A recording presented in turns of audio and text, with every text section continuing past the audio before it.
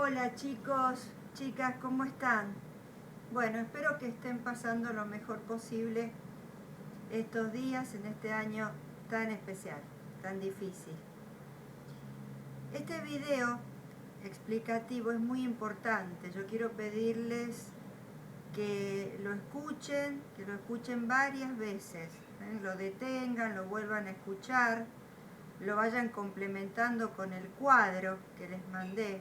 Es realmente muy importante, es uno de los temas más importantes del programa. De hecho, es el video en que se tienen que basar para la próxima evaluación. Vamos a hacer en base a estos temas una tarea o dos. Vamos a tener una reunión por Zoom, sobre todo para vernos, para conversar, para que ustedes me puedan hacer todas las preguntas, todas las dudas, las inquietudes que me quieran plantear. Pero es realmente muy importante. ¿Se acuerdan cuando yo les dije el primer día, en forma presencial, yo les dije que el programa de segundo año de formación ética y ciudadana es muy complejo, en mi humilde opinión, es muy complejo para la edad de ustedes, porque se tocan temas que son realmente muy profundos y muy complejos. Dentro de esos temas tan profundos y tan complejos que yo les decía, están estos contenidos que vamos a analizar ahora. Yo voy a tratar de simplificarlo todo lo posible, de hacerlo lo más simple, lo más sintético posible, porque son contenidos que implican tener mucha formación histórica, muchos conocimientos. Insisto, son temas complejos. Así que les pido que lo escuchen varias veces, que traten de ir internalizando estos temas, porque van a ser lo más importante para las próximas evaluaciones, para lo que resta del año, Dios mediante. Bueno, el tema son las antidemocracias. Y dentro de las antidemocracias tenemos los totalitarismos de izquierda o de derecha. Primero vamos a partir de la democracia. La democracia, decía Demóstenes, es el gobierno del pueblo, por el pueblo y para el pueblo. Esta definición así poética de este filósofo griego, de Demóstenes, en realidad trata de significar que el poder, esa famosa relación que veíamos entre mando, obediencia, eso es el poder, y que es una relación recíproca, porque ya dijimos, el que manda también obedece cuando recibe presiones del que es mandado, del que recibe la orden, y el que obedece también manda cuando ejerce presión, cuando ejerce poder. Mira, habíamos visto ejemplos en las relaciones de los padres con los hijos, de los hijos con los padres. Hay siempre, en todos los órdenes de la vida, psicológicamente, hay relaciones de poder. En el mundo de la educación, yo les decía, bueno, el docente tiene cierto poder porque puede aprobar o reprobar los saberes de ustedes para darles el título, para acreditarles un aprendizaje. Pero también ustedes tienen poder porque pueden exigirle al docente que les explique, que cumpla, que les devuelva los trabajos, que les justifique por qué los está aprobando o por qué los desaprueba. Hay un ida y vuelta siempre en el poder. Y en el poder político, en el poder de la polis, es decir, en la ciudad de Estado, como decían los griegos, en el poder que tiene que ver con una comunidad organizada, con un país, pasa lo mismo. A lo largo de la historia han habido distintas formas de ejercer el poder. En la antigüedad, los grandes imperios que invadían otros territorios, que imponían una cultura, el poder de los reyes, que concentraron en las monarquías absolutas, se concentraba todo el poder en una persona que creía que ese poder le venía del mismo Dios y que él podía transmitirlo a sus herederos y que nadie le podía cuestionar nada, que podía hacer lo que quisiera. Bueno, a través de la historia, a través del paso del tiempo, se llega a la democracia. Se llega a la democracia en la que todo el pueblo, estas primeras formas democráticas se ven por primera vez en Grecia, aunque en realidad lo de Grecia era una aristocracia, porque era un pequeño grupo de personas sabias, de personas con cualidades, con virtudes filosóficas que ejercían el poder. Pero fueron los primeros, los griegos, en pensar la democracia. La democracia directa, que se vio justamente en Atenas, se vio en comunidades muy pequeñas como los cantones suizos, que serían como provincias. Al ser tan pequeños territorios y con tan poca gente, se podía ejercer la democracia directa, es decir, que todos concurrieran a una asamblea y tomaran todos las decisiones de gobierno. Esto hoy en día es prácticamente imposible por la cantidad de habitantes. Aquí en Argentina somos más de 44 millones de habitantes. Evidentemente no podemos todos ejercer al mismo tiempo el poder. Tenemos que hacerlo a través del voto, a través del sufragio, a través de nuestros representantes. Y eso genera muchas fallas, genera muchas falencias, hace que muchas veces no nos hayamos sentido representados por quienes ejercen el poder. Esto hace que tengan demasiado poder los medios de comunicación, que muchas veces responden a intereses. Esto hace que sea difícil el ejercicio del poder, porque no siempre nos sentimos representados por quienes lo ejercen, por quienes son funcionarios. Pero a pesar de eso, a pesar de todo eso, la política es una noble ciencia cuando es bien ejercida, cuando se ejerce para transformar la sociedad con vocación de servicio, y sigue siendo la política una herramienta muy importante para que aprendamos a elegir a nuestros representantes, y sigue siendo la democracia con todas sus fallas, con todas sus falencias, con todo el aprendizaje que implica vivir en democracia, tener una formación ciudadana. La democracia sigue siendo el mejor estilo de vida, el mejor que se ha descubierto hasta la actualidad, científicamente. En la ciencia, cuando hay un descubrimiento, esa gran verdad que se descubre deja atrás el pasado. Cuando se descubrieron los antibióticos, todos los otros tratamientos, antes la gente quizá moría a los 20 o 30 años por un resfrío, bueno, cuando se descubrieron los antibióticos, todas las otras verdades científicas anteriores quedaron atrás. Si algún día se diera a conocer la cura del cáncer, muchos dicen que ya existe, todos los otros tratamientos anteriores quedarían atrás, quedarían antiguos, en desuso, porque la verdad nueva en la ciencia supera a las anteriores. Ahora que estamos viviendo esta terrible pandemia, el día que se dé a conocer una vacuna, se descubra una vacuna o un tratamiento certero, bueno, todo lo demás va a quedar atrás. ¿Por qué les digo esto? ¿Por qué me fui a comparar con otras ciencias como la medicina? Porque en las ciencias sociales está comprobado que la democracia es realmente el mejor estilo de vida.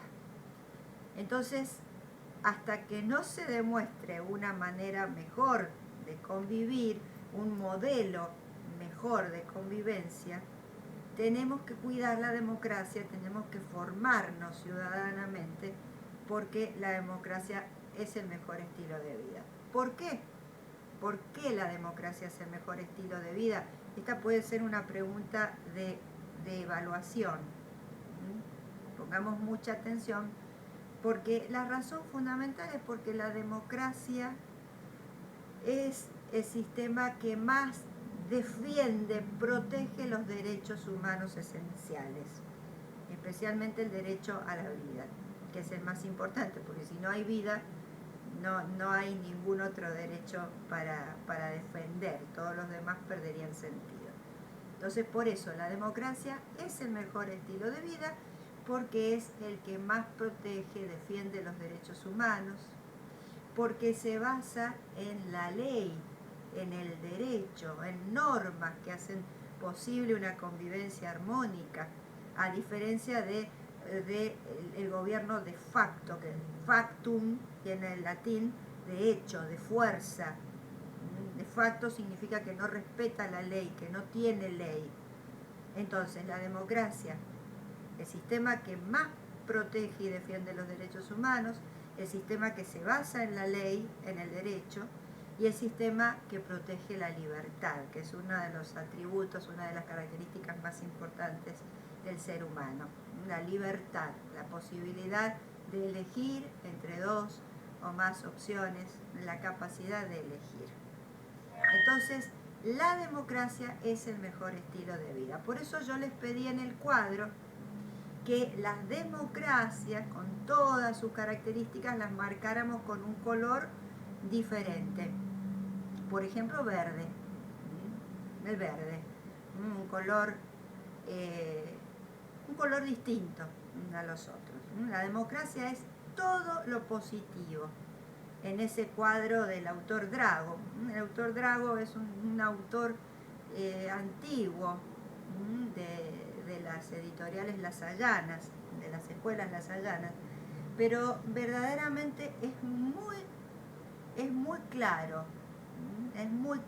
realmente en la educación, cuanto más sencilla es una explicación, cuanto más sencillo es un cuadro, cuanto más concreto es, y sobre todo cuando va, como siempre les digo yo, al concepto, a qué son las cosas, más importante, más fructífero es el aprendizaje, porque no lo olvidamos más y porque nos sirve para la vida. Es tan importante en la vida saber elegir a quienes nos representan, tan importante saber ejercer nuestro poder, saber defender nuestros derechos y los de los demás. Por eso yo insisto tanto en que escuchen estos videos explicativos, que aprendan a expresarse en forma oral. Por eso me gusta tanto a mí la evaluación oral, que ustedes se graben videos, que se escuchen, que aprendan a hablar, que perdamos, porque todos tenemos miedo, a veces tenemos timidez, pero es fundamental que aprendamos a expresarnos, porque de esa manera podemos defender nuestros derechos y los de los demás, los de nuestras familias, las personas que queremos o de cualquier integrante de una comunidad. Esto hace que la convivencia sea armónica y que tienda al bien común. Este es un concepto importante que los que me tuvieron en primero lo hemos trabajado, pero los que no me tuvieron en primero no lo trabajamos. ¿Qué es el bien común? Es el bien de toda la sociedad, el bien de toda la comunidad. No es la suma, la justaposición. Justaposición significa varias cosas encimadas pero que no se unen. Como en una ensalada donde hay varios elementos, varias hortalizas que mezclamos, pero hasta que no le ponemos el aceite y las mezclamos son separadas, están juxtapuestas. Eso es el bien común. Por eso es tan importante respetar tanto los derechos individuales como los derechos sociales, cuidando el bien común. El bien común no es la suma egoísta de los intereses individuales de cada uno en una sociedad.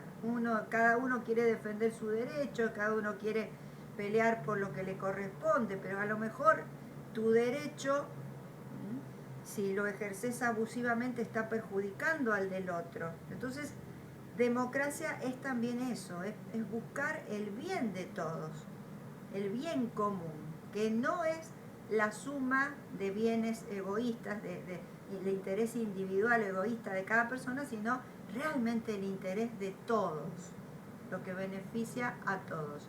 Ese es el concepto de bien común. Ese concepto lo introduce la Iglesia. La doctrina social de la Iglesia Católica es un conjunto de principios que la Iglesia vuelca a través de documentos, son como constituciones, que se llaman encíclicas.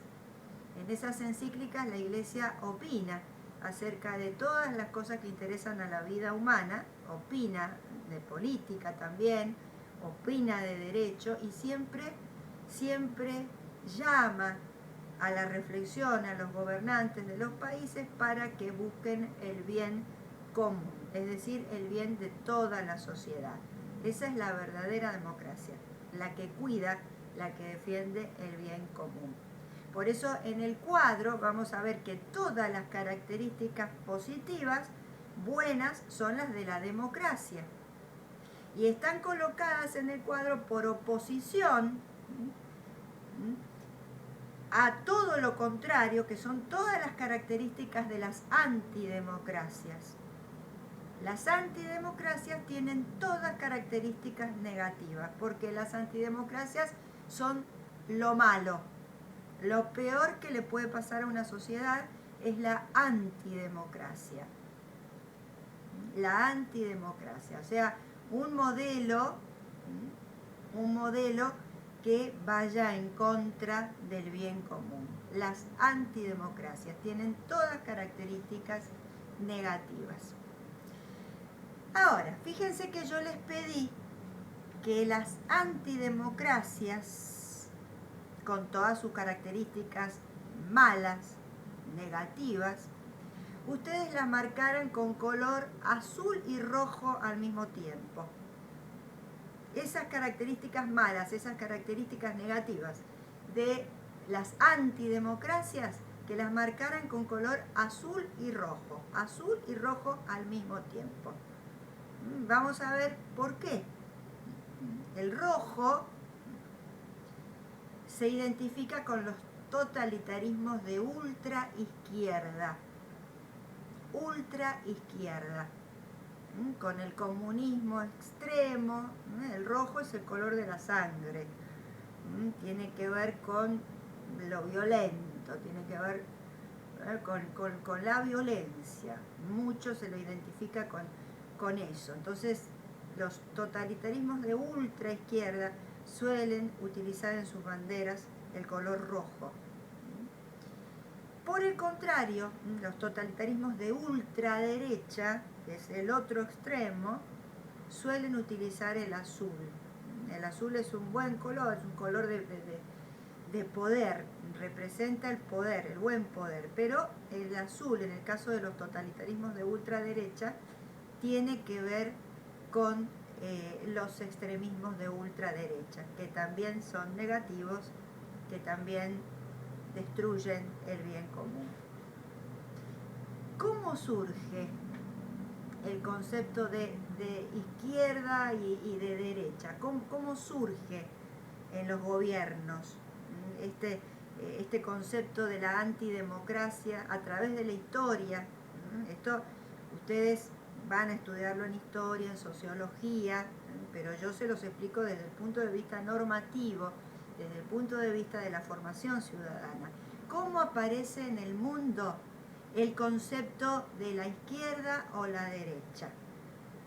Aparece en la Revolución Francesa. Otra vez volvemos a la famosa Revolución Francesa que cambió el mundo, que fue un antes y un después, fue realmente una nueva era. La era moderna y ahora postmoderna, contemporánea, cambió tanto la Revolución Francesa como después la Revolución Industrial, que ahora estaríamos viviendo quizá la cuarta o quinta Revolución Industrial, con el avance tecnológico impresionante. realmente son procesos, no son un hecho, no es la toma de la Bastilla, la guerra, la batalla, no, es todo un proceso histórico con sus características positivas y negativas. La Revolución Francesa cambió el mundo, cambió a la humanidad. Y ahí es donde nace, como yo les explicaba en el otro video, el sistema republicano. Cuando en ese mundo racional que usa la razón, que todo lo divide, que todo lo clasifica, que todo lo categoriza, ese pensador Montesquieu dice, bueno, así como la razón, que la consideraban la diosa razón, ese mundo que era antirreligioso, era el otro extremo del mundo también nefasto medieval, que era una religión mal entendida, fanática. Bueno, el modernismo exageradamente racional endiosa el poder de la razón, la facultad de la razón, y aparecen pensadores como Montesquieu que dicen al poder político hay que dividirlo, así como la razón divide las cosas para llegar al conocimiento, hay que dividir el poder para que no se ejerza de manera injusta, arbitraria y absoluta.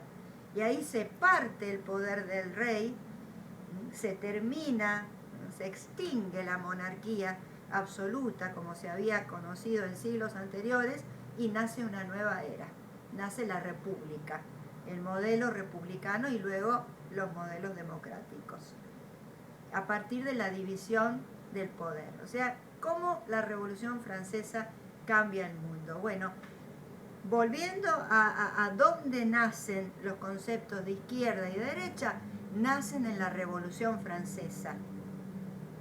Porque en la Revolución Francesa, en lo que fue el Congreso, lo que era el Parlamento, digamos, lo que era el lugar donde se hacían las leyes, que era lo que tanto le molestaba a los burgueses, que los nobles no pagaban impuestos, y el clero tampoco, y ellos querían tener poder, querían no pagar impuestos también. Bueno, cuando se forma ese congreso, esa especie de asamblea, que es la que va a tener el poder, a la izquierda de la asamblea, las bancas que habían, los lugares, los asientos que habían a la izquierda de la asamblea, los que estaban a la izquierda eran los más revolucionarios, los que querían cambiar todo y cambiarlo violentamente.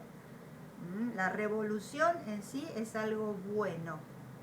¿Sí? El cristianismo fue revolucionario cuando nació, porque revolución es transformación, es evolución, es crecer. Pero cuando la revolución es algo violento, algo que rompe las estructuras, destruye las estructuras anteriores, es extremo, es un extremismo. Entonces, los que eran más violentos en la Revolución Francesa, los que querían cambios drásticos, cambios totales, y con guerra y con destrucción. Marat, por ejemplo, en la época más cruenta, más sanguinaria de la Revolución Francesa, al que pensara distinto le cortaban la cabeza en la guillotina. Los más revolucionarios se sentaban a la izquierda. Y ahí viene el concepto de ultraizquierda, totalitarismo de ultraizquierda, ultra revolucionario. Y por el contrario, los que se sentaban a la derecha representaban ya en aquel entonces a los exageradamente conservadores, los que no querían ningún cambio. Esto no era porque fueran buenos ni porque defendieran las tradiciones, no, era porque querían seguir acomodados en sus privilegios, como los nobles. Entonces, claro, no querían, después van a averiguar en un trabajo práctico quiénes eran unos y otros. Estaban los girondinos, los jacobinos, los que se sentaban a la derecha no querían que nada cambiara.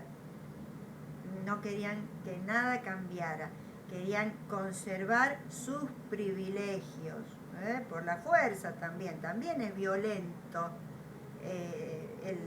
el planteo de la ultraderecha ya en la Revolución Francesa. Es un planteo elitista, si se quiere, que defiende a una élite, a un grupo, y quiere conservar sus privilegios y no quiere que nada cambie y quiere mantener a los demás adormecidos y esclavizados y atontados, que no se revolucionen, que no se rebelen. Es tan malo un extremo como el otro. Totalitarismo de ultraderecha. Impone una tradición, impone una autoridad, quiere conservar privilegios, quiere mantener el poder cerrado en un grupo o en una persona, en una élite, y es malo también. Los filósofos, los sabios, los religiosos, los pensadores de todos los tiempos,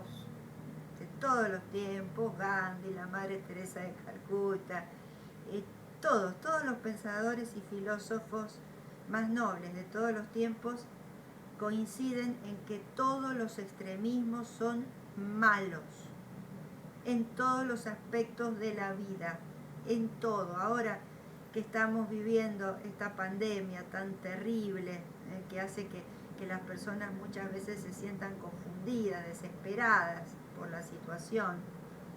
Todos los extremismos son malos. Las guerras siempre son malas.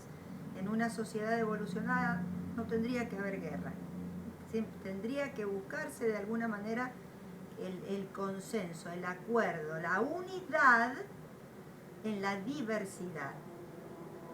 Porque también esa es una característica de la democracia, la tolerancia, libertad de cultos, libertad religiosa, no hay persecución. Cuando hay democracia hay tolerancia. ¿Qué quiere decir?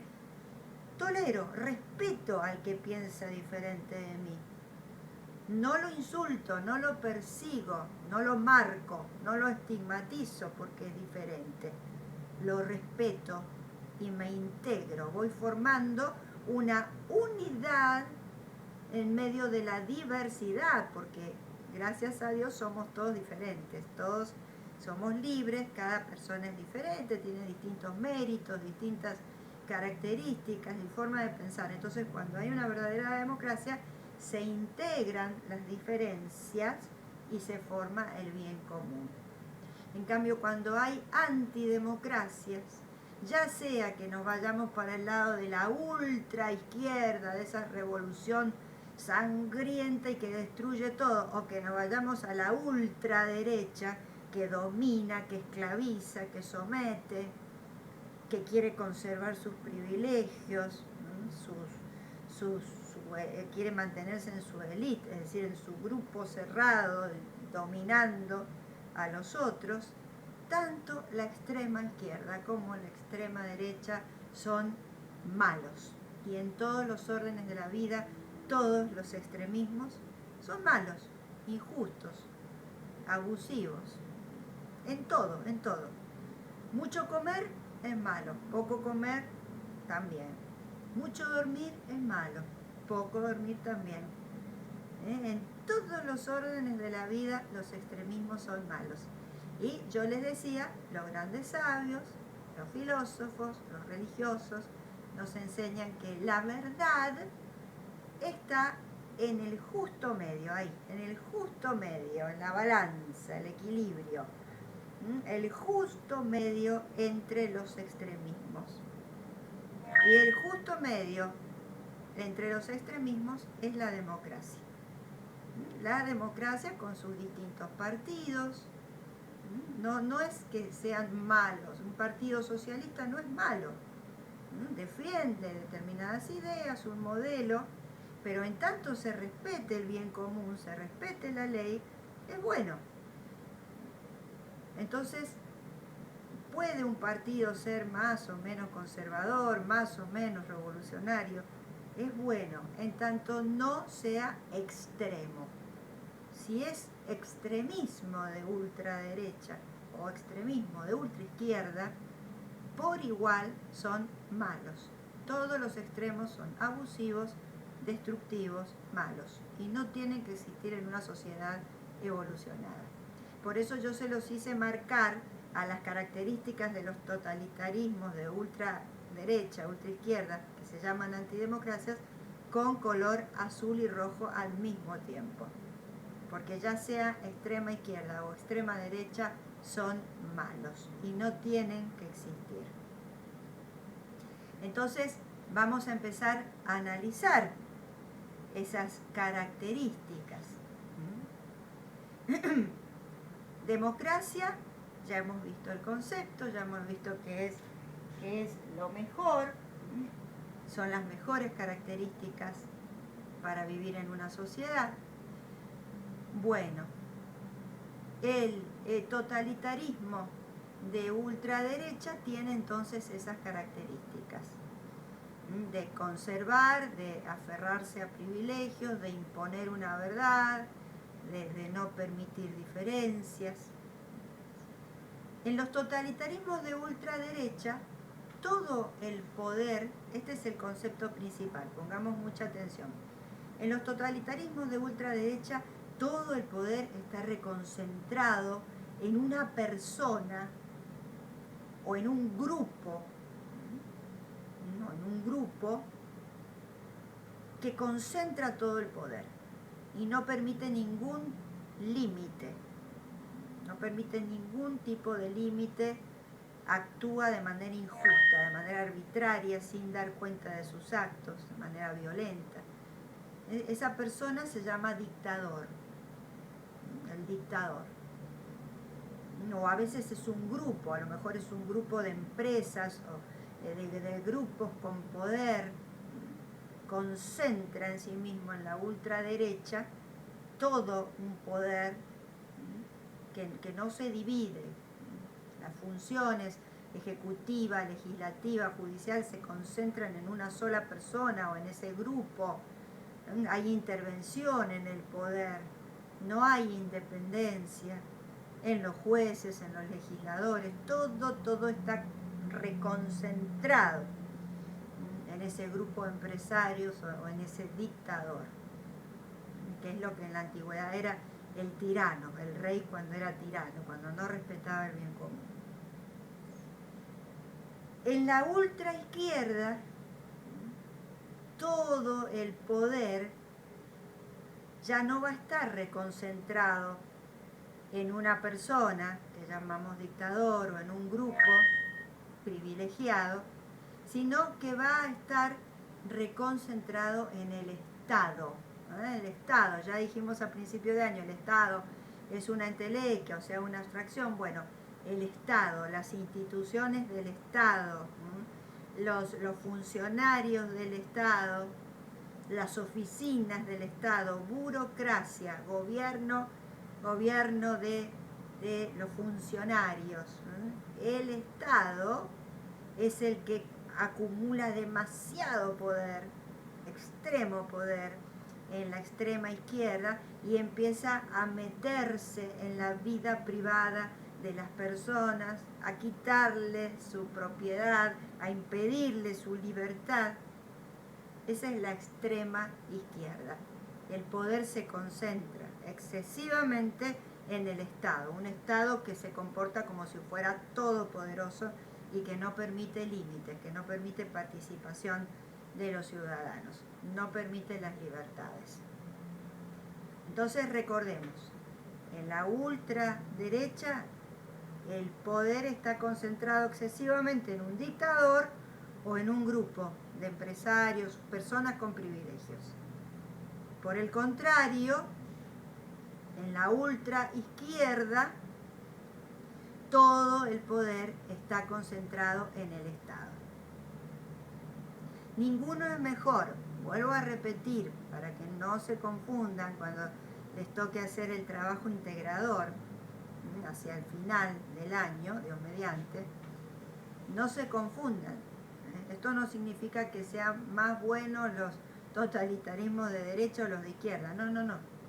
sea de ultraderecha, sea de ultraizquierda, por eso se los hice marcar unificado con color rojo y azul, son malos, son excesivos, son abusivos, ya sea que el poder se concentró en un dictador, en un grupo privilegiado, en un grupo mafioso, o sea que el poder se concentró demasiado en el Estado. De una u otra forma son malos los totalitarismos de ultraderecha y de ultraizquierda, porque no respetan el bien común, porque no respetan los derechos humanos esenciales, sobre todo la vida, porque no respetan la libertad, porque no respetan las leyes. Esa es la característica, por oposición a las democracias. Entonces, esa es la base. Estos son los conceptos principales. Ahora vamos a analizar el cuadro, ¿sí? Vamos a analizar el cuadro. Fijémonos que la primera característica que tienen las democracias es lo que ya dijimos tantas veces, libertad de acción privada. Hay libertad, hay libertad. Las personas pueden hacer lo que quieran en tanto no sea un delito. Pueden hacer lo que quieran con su vida privada, lo dice el artículo 19 de la Constitución Nacional, principio de reserva. Dice, las acciones privadas de los hombres que no ofendan a la moral, al orden público, ni perjudiquen a un tercero, están solo reservadas a Dios y exentas de la autoridad de los magistrados. Nadie está obligado a hacer lo que no manda la ley, ni privado de lo que ella no prohíbe. Principio de reserva se llama. Artículo 19 de la Constitución Nacional, estúdienlo. Nadie está obligado a hacer lo que la ley no manda, ni privado de lo que ella no prohíbe. O sea que lo que no es delito está permitido. Cada persona es libre. Todo el tiempo estamos haciendo elecciones. Estudiar determinada carrera u otra, casarse, no casarse, viajar, no viajar. Todo el tiempo estamos haciendo elecciones. Esa es nuestra característica. Somos libres. Pero mientras esa libertad no sea libertinaje, no sea delito, podemos hacer lo que queramos. Y eso pasa en una democracia. Hay libertad de acción privada. Por el contrario, ahí aparece la característica negativa al lado, en el cuadro. Cuando hay totalitarismos de ultraderecha o de ultraizquierda, ese estado totalitario, ya sea de derecha, como el fascismo, como el nazismo, o de ultraizquierda, como el comunismo extremo, no permiten la libertad. Están controlando las actividades privadas. No hay libertad. No hay libertad de comercio, no hay libertad de acción. No hay libertad. Segunda característica de la democracia, libre actividad política. En una democracia yo puedo pensar políticamente como quiera. Puedo ser del partido que yo quiera, puedo simpatizar con un determinado partido político, puedo elegir la vocación política, puedo estudiar política, puedo formar un partido político nuevo, puedo postularme para ocupar un cargo público, como legisladora, como gobernadora, como presidenta. Cualquier persona en una democracia tiene derecho a ejercer sus derechos políticos. Tiene derecho a votar, tiene derecho a afiliarse a un partido, tiene derecho a postularse para gobernar, a formar también un partido político, a agruparse con otros, sin que eso de ninguna manera le perjudique su vida o implique que lo persigan o que lo echen de sus trabajos. Cuando hay una verdadera democracia, las personas tenemos derecho a ejercer nuestros derechos políticos, a pensar políticamente como queramos, sin que eso nos perjudique ni en nuestro trabajo ni en ningún aspecto de la vida. esta característica se contrapone con los totalitarismos de ultraizquierda o de ultraderecha. En los totalitarismos de ultraizquierda o de ultraderecha hay un único partido oficialista, como en el nazismo, el Partido Nacional Socialista de Hitler, o en el fascismo con Mussolini. No se podía ser de otro partido. En el comunismo extremo, no se podía de ninguna manera salirse del Partido Comunista. Era una obligación, se impone un único partido oficialista, y si alguien llega a pensar diferente puede perder la vida, puede perder el trabajo, puede perder la vida, es perseguido. Tercera característica, libertad de opinión. En las democracias hay libertad de opinión. En una verdadera democracia las personas podemos expresar en las reuniones, en los ámbitos educativos, en el arte, en la belleza, en la cultura, podemos expresar lo que pensamos, lo que opinamos, sin que ello implique ninguna persecución, ninguna censura. Podemos ir a la televisión o manifestarnos en las redes, decir lo que opinamos de cualquier tema, en tanto no estemos cometiendo delitos o no estemos incitando al odio, a la violencia. Mientras no estemos alterando el bien común, mientras no estemos cometiendo delitos, todos podemos expresarnos. Tenemos libertad de opinión total. Por el contrario, en los totalitarismos de ultraizquierda o de ultraderecha se impone una ideología, se impone una doctrina, hay una doctrina nacional, una ideología oficial. En el comunismo extremo de la Unión de las Repúblicas Socialistas Soviéticas, antes de la Segunda Guerra Mundial y después también, después de la Segunda Guerra Mundial, en la Unión Soviética, si alguien no era del Partido Comunista, si alguien no pensaba como en el marxismo, como en el comunismo, su vida peligraba, su trabajo peligraba. No hay libertad de opinión. Lo mismo en los totalitarismos de ultraderecha. Nadie podía no pensar como en el nazismo. Nadie podía tener otro sistema de filosofía o de ideas o escribir un libro que tuviera ideas diferentes a las del fascismo o a las del nazismo, que se opusiera al Duce. El Duce era el jefe máximo, Mussolini, así le llamaban, al líder del fascismo. No, nadie podía expresar ideas diferentes o tener una doctrina diferente. Y mucho más aún, más extremadamente, no sé, con más violencia, de una manera más cruenta en el nazismo.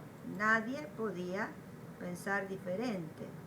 Y hay esa doctrina oficialista, única, se les va inculcando, sobre todo a los jóvenes. En los colegios se van formando ejércitos, se van formando grupos a los que se dice metafóricamente se les lava el cerebro, es decir, se les va inculcando, machacando, sobre todo a través de los medios de comunicación, se les va inculcando una idea, generalmente una idea de odio, una idea de violencia, de odio, de destruir al que piensa distinto, de atacar al que es diferente. Hay una doctrina nacional e ideología oficial, única. Otra característica de la democracia: si hay democracia no hay censura. La palabra censura con C, viene del derecho romano. ¿Se acuerdan que el derecho romano fue el que nosotros heredamos? El derecho romano, el imperio romano, dejó al mundo como herencia, como legado, un derecho magistral, un derecho muy completo. En Roma, en la época de la República, estaba el censor. Censor es el que controla, es como el que toma examen, el que prohíbe algo, el que iba y controlaba actividades. El censor le informaba al gobierno, le informaba después en la época del imperio al emperador qué pasaba en los distintos sectores de la sociedad y prohibía. Censurar es prohibir. Cuando hay democracia no hay censura, no hay prohibición, nada está prohibido a menos que sea un delito. Cada persona en su fuero íntimo, en su intimidad, en su vida privada puede hacer lo que quiera, puede elegir la manera de vivir que quiera sin que se lo prohíban. No hay censura y puede expresarse también en los medios de comunicación masivos como quiera, siempre que no cometa delito, que no insulte, que no instigue al odio, a la violencia. En cambio, en los totalitarismos de ultra izquierda, de ultraderecha, acá dice estatización de los medios de comunicación. En realidad, más que estatización, hay una intervención de los medios de comunicación, los medios hegemónicos, en un totalitarismo de ultraderecha o de ultraizquierda, se llaman hegemónicos porque tienen poder, porque se les paga para que solamente digan lo que impone el gobierno. Y si alguien expresa algo diferente, si alguien no está de acuerdo, se lo prohíbe, se lo censura. Yo siempre cuento una anécdota en la época de la dictadura, de la última dictadura militar, que fue la más sangrienta, la de 76. Yo hago recitales de poesía y estaba por hacer mi recital de graduación en Mendoza, en la municipalidad de Mendoza. Y dentro del programa de poemas había un poema de Pablo Neruda, un poema romántico, el poema número 20 de Pablo Neruda, no tiene contenido político. Y antes de salir a escena, antes de salir al escenario, había ahí en la puerta del comando, el comando radioeléctrico, el centro militar que había cerca de la municipalidad. Había una persona, un funcionario militar, controlando el contenido del recital y tacharon el libro, el poema de Pablo Neruda. No se pudo recitar. Dijo, reemplácenlo por otro, pongan otro. Porque Pablo Neruda fue candidato a presidente por el Partido Comunista en Chile en el año 71. Entonces, eso es censura. Cuando hay una dictadura, no se puede cantar la canción que se quiera, ni recitar el poema que se quiera, ni escribir. No se pueden expresar libremente las ideas porque hay censura. En la época también del comunismo extremo, de la Unión de las Repúblicas Socialistas Soviéticas, las cartas que se mandaban desde Rusia venían con una faja negra, tachadas muchas partes. Hubo muchos casos de bailarinas rusas que se escapaban, a lo mejor porque se enamoraban de algún soldado americano, y las cartas eran abiertas, violada la correspondencia y tachado. En esa época no había internet, no había la tecnología de ahora.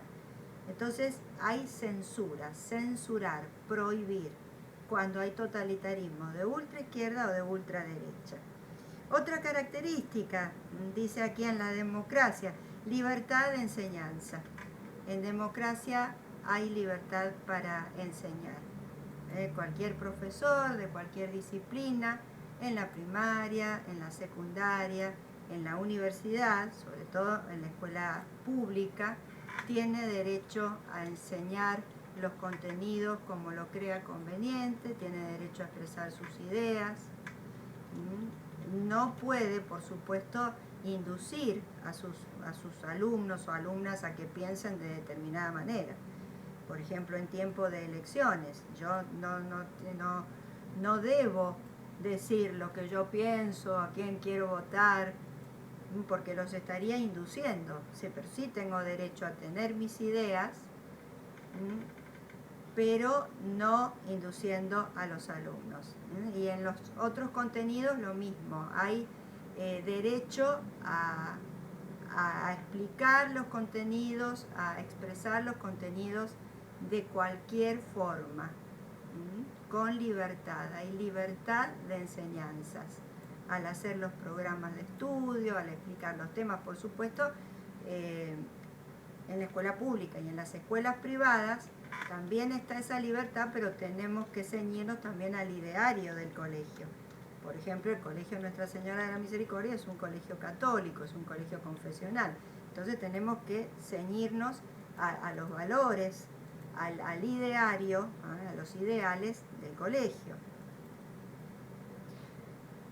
Después, por oposición a la libertad de enseñanza, en los totalitarismos de ultraderecha, de ultraizquierda, aquí dice estatización de la enseñanza, en realidad está mal expresado en el cuadro, no es que esté mal, que un colegio sea estatal, al contrario, tiene que haber en una verdadera democracia una educación que esté al alcance de todos, pública, gratuita, de buena calidad. Pero en los totalitarismos de ultraizquierda, de ultraderecha, no habría colegios privados como este, como en Misericordia. No habría universidades privadas. Se estatiza, sobre todo en los totalitarismos de ultraizquierda, se estatiza la enseñanza y se controla, y también en los de ultraderecha, como en el nazismo, como en el fascismo, se interviene en los colegios, se obliga a los docentes a repetir la doctrina única, a inculcar en los estudiantes la doctrina única, y no hay libertad de enseñanza. Otra característica de la democracia: en la democracia existen las fuerzas militares, existe el poder de policía, que es parte del poder ejecutivo, y tienen a su cargo las fuerzas armadas en nuestro país, por tierra, el ejército, por mar, la marina, por aire, la aviación, la fuerza aérea, tienen la misión de cuidar la seguridad, de cuidar las fronteras, de mantener la paz, pero están subordinadas al poder del pueblo, es decir, a las autoridades elegidas por el pueblo. No pueden excederse de esa autoridad como ocurriría en una dictadura militar. El jefe, el comandante jefe de las Fuerzas Armadas está subordinado al presidente o presidenta de la nación y tiene que seguir sus órdenes. Las fuerzas militares no pueden exceder su poder, como pasa en países donde hay totalitarismos de ultraderecha o ultraizquierda. Las fuerzas militares tienen un poder excesivo y salen a la calle y reprimen y asesinan y desaparecen personas y cometen todo tipo de violación contra los derechos humanos esenciales. Lo mismo el poder de policía. Ya vemos ahora en Estados Unidos todos los enfrentamientos que hay por los excesos, por los abusos que a veces comete el poder de policía, con actos racistas, con actos asesinos. También en otros países de Latinoamérica hay grupos parapoliciales, es decir, que se mueven al margen de la ley, o paramilitares que cometen sedición, como dice el artículo 22 de la Constitución. Se arrogan, se creen ellos que tienen los derechos del pueblo, que tienen autoridad, y salen a matar gente, como en Estados Unidos en la época del Ku Klux Klan. El Ku Klux Klan eran personas que salían en la noche disfrazados, así como de fantasmas, con una sábana, con un agujero solo en una cofia en la parte de los ojos, y salían con antorchas de fuego y con cruces, y encima lo hacían en nombre de Dios, en nombre de Jesús, eran xenófobos, tenían odio a los negros, entonces si se instalaba una familia negra en el barrio, salían de noche, le quemaban la casa, quemaban a los habitantes. Esos son grupos paramilitares o parapoliciales. Al margen de la ley, cuando hay un totalitarismo de ultraderecha o ultraizquierda, abundan esos grupos, esos espías, como era en Rusia, ¿no? O sea, había grupos de espías, un espionaje tremendo, también la Gestapo, por ejemplo, la policía en el gobierno nazi, en la época del nazismo, salían, reprimían, asesinaban. En una democracia esto no puede ocurrir, sino que las fuerzas militares, las fuerzas del orden, tienen que estar subordinadas al gobierno electo, al gobierno democrático, tanto en la nación como en las provincias, como en los municipios. Nadie puede arrogarse a sí mismo, decir yo soy el pueblo, yo estoy representando al pueblo y junto 4 o 5 alumnos le digo vamos a juntar muchas piedras y vamos a llevar fuego, vamos a ir a la casa de gobierno a protestar, rompemos los vidrios, encendemos, prendemos fuego. No, eso es sedición, artículo 22 de la Constitución Nacional. Van a estudiar muy bien este artículo. Dice el artículo 22, el pueblo no delibera ni gobierna sino por medio de sus representantes y autoridades creadas por esta Constitución. Toda fuerza armada o reunión de personas que se arroga los derechos del pueblo y peticiona a nombre del pueblo comete delito de sedición. Por supuesto que podemos pedir a las autoridades, que podemos reclamar, podemos marchar, pero siempre a través de los carriles legales, presentando una nota, organizando una marcha pacífica, a través de nuestros abogados, a través de organizaciones no gubernamentales que representen determinados derechos. Por supuesto que se puede reclamar, se puede presionar, pero nunca de manera violenta. Nunca de manera violenta.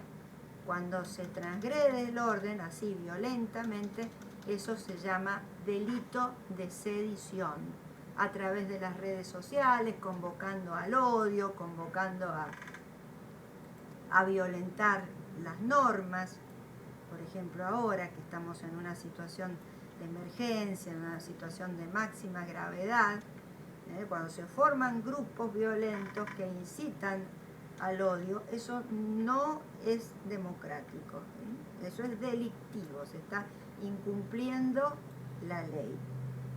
Entonces estudien muy bien ese artículo 22 que habla del delito de sedición. Cuando hay democracia, las fuerzas de seguridad responden a la ley, están para cuidar, están para ayudar. Hemos visto, por ejemplo, ahora que las Fuerzas Armadas han formado hospitales móviles para ayudar a los enfermos del COVID-19, para atender, para asistir cuando hay un terremoto, cuando hay una catástrofe, cuando hay una invasión extranjera. Esa es su función, pero no pueden arrogarse a sí mismos más poder que ese, que el que le da el marco de la ley. Porque de lo contrario nos pasamos del lado de los totalitarismos, de ultraizquierda o de ultraderecha, cuando tienen demasiado poder las Fuerzas Armadas. Por eso vemos acá en el cuadro, dice máxima intervención policial. Es mucho más que eso, es cuando el poder de policía o el poder militar abusa de su poder. Bueno, otra característica, el año que viene, los que me tienen en tercero, vemos los derechos sociales, profundizamos los derechos sociales, y los que me han tenido en primero también. Uno de los derechos más importantes que se tiene en democracia son los llamados derechos sociales. En nuestro derecho están en el artículo 14 bis de la Constitución Nacional. Y entre esos derechos sociales está el derecho de entrar en un gremio o en un sindicato. Un sindicato son instituciones que defienden los derechos de los trabajadores, para que estén bien cuidados sus derechos, el sueldo, los aumentos, las vacaciones, el aguinaldo, que no sea despedido un trabajador por razones injustas, arbitrarias, y que si se lo despide sin motivo se lo indemnice. Hay una serie de derechos sociales que estos organismos, que se llaman sindicatos, protegen, y también los gremios. Hay diferentes rubros, por ejemplo, los camioneros, los gastronómicos, los docentes, los estudiantes. Los sindicatos son esos grupos que dentro de una comunidad organizada representan a determinado sector, a trabajadores de determinado sector, y tienen derecho a defender, valga la redundancia, los derechos de esos trabajadores. Por ejemplo, yo como docente tengo la libertad de afiliarme a SADOP, al Sindicato Argentino de Docentes Privados, o como abogada al sindicato del Colegio Público de Abogados de la Ciudad Autónoma de Buenos Aires. Hay sindicatos para los artistas, para los médicos. Cada persona, cada trabajador en el rubro en el que esté, en cualquier rubro, tiene derecho a agremiarse, a entrar en un determinado sindicato que proteja, ante caso de alguna arbitrariedad de sus patrones, de sus empleadores, proteger sus derechos. Y puede hacerlo perfectamente sin por ello ser perseguido. En cambio, cuando hay totalitarismo de ultraizquierda o de ultraderecha, se le obliga al trabajador a entrar en un solo gremio, en un solo sindicato, que es el que impone el gobierno dictatorial o el gobierno comunista, de ultraizquierda, de ultraderecha, es lo mismo, se le impone a la persona y no puede, en realidad no tiene derechos. Cuando no hay democracia, los derechos son violentados, son vulnerados. En realidad esos sindicatos únicos de las antidemocracias son como un disfraz de legalidad, como una fachada de legalidad. Es algo así como cuando nos dicen, cuando hay un problema con el servicio de luz, cuando hay un cobro excesivo de una boleta de luz, y nos dicen, nos decían, hasta hace poco, tienen que reclamar al ente regulador, y resulta que el ente regulador es parte de esa misma empresa. Obviamente que no nos va a defender a nosotros si la factura es excesiva, se va a poner del lado de la empresa. Bueno, lo mismo pasa en los totalitarismos de ultraizquierda o ultraderecha. Esos sindicatos no están para defender a los trabajadores, son un disfraz, una fachada de legalidad, como para mostrar que sí, que hay un sindicato que protege, pero no, en realidad es el mismo gobierno autoritario, dictatorial, de ultraderecha o de ultraizquierda, que impone su poder y no respeta los derechos de los trabajadores. Finalmente, lo más importante, lo que decíamos al principio, dice acá el cuadro: subordinación del Estado al bien común. Ahí está explicado un poco confuso. Subordinación del Estado al bien común, en definitiva, significa que tiene que estar como aspiración máxima el bien común, que tiene que respetarse el bien de toda la comunidad, de todos los sectores. Eso es democracia. Por el contrario, cuando hay antidemocracia de ultraderecha o de ultraizquierda, no se respeta el bien común, no importa el bien común. Ya sea un gobierno de ultraderecha, se lleva a los jóvenes a la guerra, se los inmola, se los sacrifica, impera la violencia, el atropello, las violaciones de los derechos humanos. Y si es ultraizquierda, lo mismo, con la diferencia que cuando es de ultraizquierda es el Estado el que se mete en la intimidad de las personas, en la vida de las personas, En la época del comunismo extremo se llevaban a los niños y niñas de sus familias para ser adoctrinados, para ser entrenados en la guerra. En China, en la época también del comunismo extremo, se controlaba cuántos hijos puede tener un matrimonio y si tiene más de un hijo es sancionado. En los sistemas extremos, sean de ultraizquierda o sean de derecha, no hay respeto por los derechos humanos, por lo tanto no se cuida el bien común. No existe el bien común.